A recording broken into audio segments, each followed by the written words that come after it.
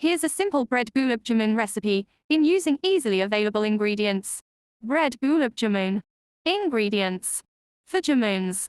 6 slices of white bread, remove edges. 4 tablespoons milk, warm.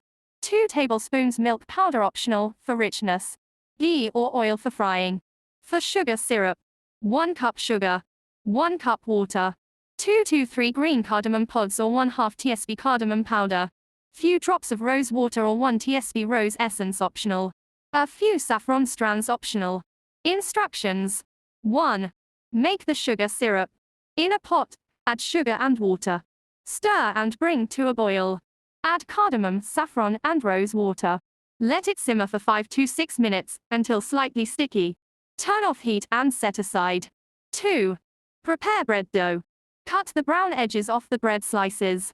Crush the bread into small crumbs using your hands or a blender. Add milk slowly and knead gently into a soft dough. Add milk powder if using.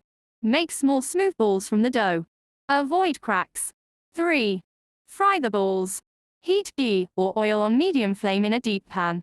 Fry the balls gently, turning continuously until golden brown.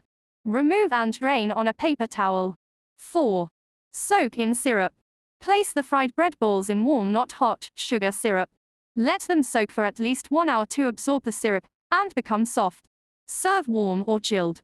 Garnish with chopped pistachios or almonds if desired. Let me know if you want a microwave or air fryer version too.